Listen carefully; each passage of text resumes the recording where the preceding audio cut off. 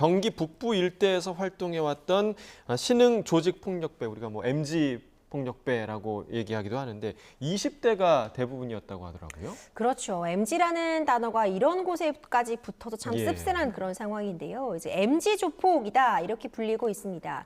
그러니까 20대가 주축이 된 굉장히 젊은 세대 조폭들이 이제 신흥 조폭 세력으로서 그 세를 확장하고 있다는 소식이 들려오고 있는데요. 이 MG 조폭들, 이 조폭 세력들이 일단 무더기로 검거가 되었다는 소식이 전해지고 있습니다. 예. 6명이 구속이 되었고 이제 18명이 불구속 상태에서 이제 수사를 받고 있다 이런 소식이 전해지고 있는데 이들은 2018년도에 어떤 조직을 결성한 것으로 알려져 있습니다. 그러면서 앞서 영상으로 확인하신 것처럼요. 이 여러 명이 함께 몰려다니면서 본인들의 세를 과시하고 이런 모습들을 가감없이 SNS를 통해 공개하면서 또 새로운 조직원들을 모집하는 그런 대담함을 보였습니다. 심지어 이제 길거리에서 이제 흉기 같은 것을 휴대하고 싸우는 모습 이런 것들도 영상으로 남아 있고요.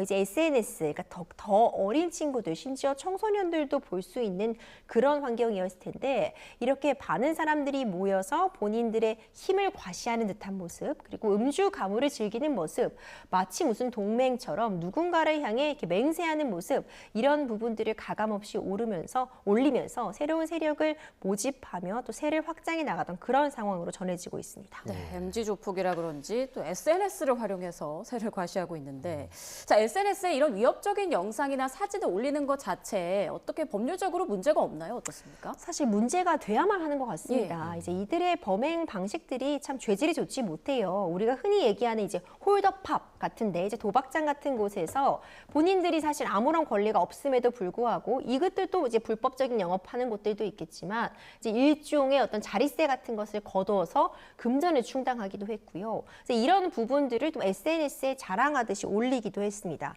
그러니까 직업이 없는 거죠. 그러면서 이제 빌라 같은 곳에 함께 합숙하는 모습 이런 부분들이 SNS에 공개가 되었는데 이제 어린 친구들이나 이런 부분들을 잘못 생각해서 비뚤어진 방식이지만 동경하는 그런 사람들도 있었던 것 같습니다.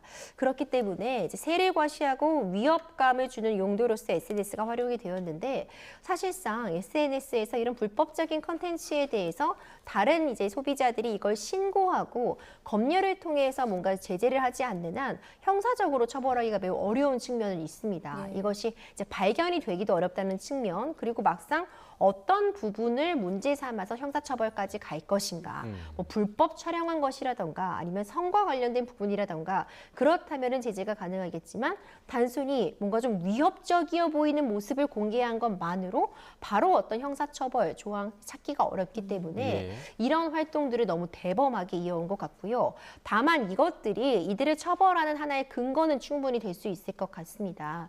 이것이 불법적인 범죄 단체를 조직하고 어떤 범행을 모의하는 그런 증거로서 SNS의 사진 같은 부분이 이런 가해자들을 특정하고 이들의 범죄단체 조직 혐의를 입증하는 데는 중요한 증거로서 사용될 수 있을 것 같습니다. 네, 아마 뭐 이 조직에 들어갈 때는 동경심으로 들어갔을지 몰라도 이제 활동을 하다 보면 나오고 싶은 마음이 드는 조직원도 분명히 있었을 텐데 이 탈퇴 조직원들에 대해서 보복을 하는 규율까지 있었고 실제 보복을 했다고 해요. 지금 이런 조직에도 규율, 그러니까 우리가 얘기하는 뭐 정관 같은 것이 있었나 봅니다. 이제 이런 부분들도 함께 이번에 일망타진을 하면서 드러나고 있는 건데 이런 부분이 있었다고 합니다. 이 행동 강령, 그러니까 자기들끼리 한 약속이라고 볼 수 있는데요.